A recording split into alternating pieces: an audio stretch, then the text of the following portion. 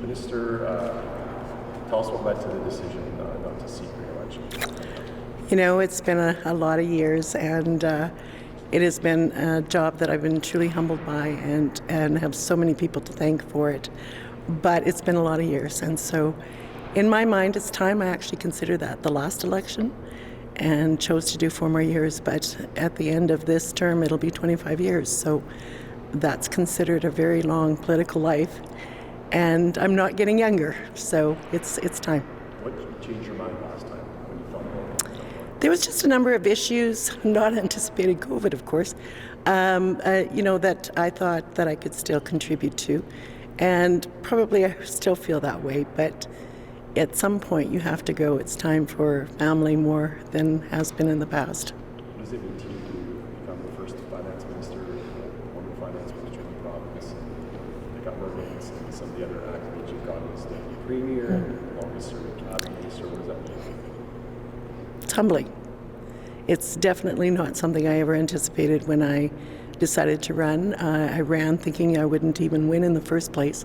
And then when I did, it's just been a learning curve and a roller coaster ever since. I have to thank my constituents for their faith in me all these years, and of course my family for supporting me throughout this. But I always tell when I meet with students and individuals, anyone can do this. Anyone can do this. If I can do this, anyone can do this.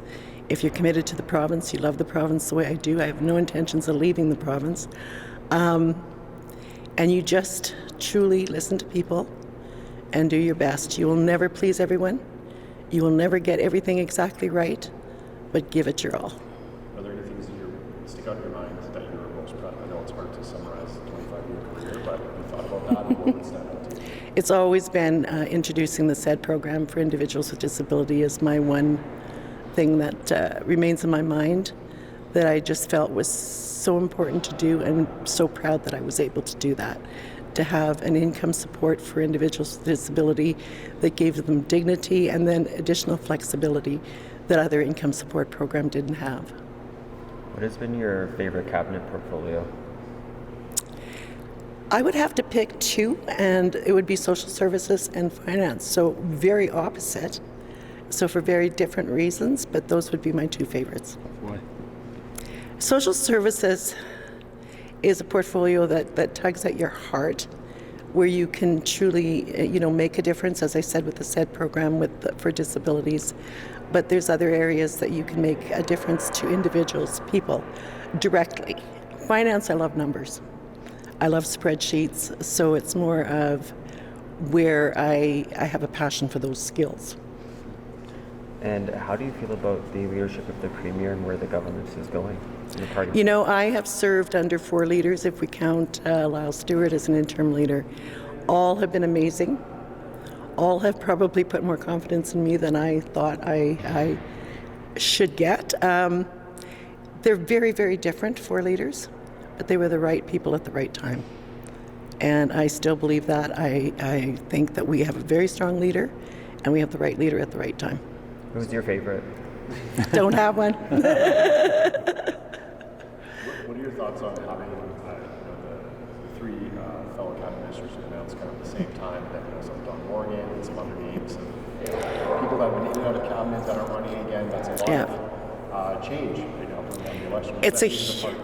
It's a huge change of what some people will deem to be the old guard, and it is actually. What it tells is that a number of us hung on for a long time because we were so loyal, we were so committed, and that doesn't always happen. The turnover happens more rapidly than what has happened in our party. So there comes to this time, both Don McMorris and I, it'll be that 25 years. You're still going to do the budget? I am. Obviously. I put a lot of hours in so far. How do you feel about what you can't tell us about? Yeah, well, it doesn't answer everything I would have loved to have been able to done in my career, but I feel confident that it's what we can do at this time. This year, around your first budget, was the time of the crash. Yeah.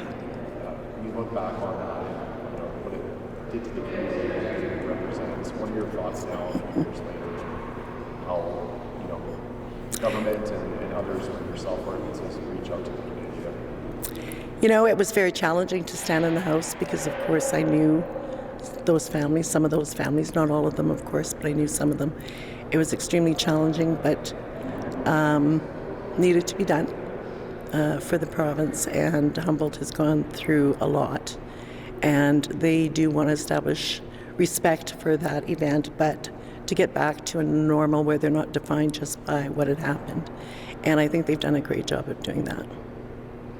What are some of the things you wish you could do but you can't? Well, I've said before in the past, I'd love that we were in the fiscal position to lower the PST. And I would love to have a sovereign wealth fund. When we're in the financial position, we're not going to be there. But that would be the direction that we can get to when the growth that's been committed actually comes to fruition. And that's why growth is so important. And how do you feel about the province's finances going into this budget? I still feel very optimistic that we're in a good position, and I think the budget's going to show that. I guess since 99 you were elected, 2007, first cabinet. Yep. Do you feel that in your stewardship of the government and your time in politics that you left the province in a better position than you found it when you first entered into politics? I do, for a number of reasons. You know, there is challenges with growth. There's been challenges with COVID. There's absolutely been challenges, but when I look back, as I go back to the programs that we've been able to put in place for individuals with disabilities, income support, there's a number of programs that we had. The graduate retention program for students didn't exist before. The active families benefit didn't exist before. Indexing personal income tax, so having among the lowest personal income tax in the country, we weren't there before. So, you know, a number of things have improved since we formed government. We're building schools. We're building hospitals. That wasn't happening before. What's next? I don't know yet, but it'll be something. It'll be something. It'll be something here in Saskatchewan. Are you happy to be moving on your own terms? Is there Absolutely more happy. people not being voted out is a nice thing. Yeah, absolutely happy to be going out in my own terms, but still sad nonetheless. It's going to be very difficult. It's been 25 years of coming through those doors. Thank you. Thank The you. longest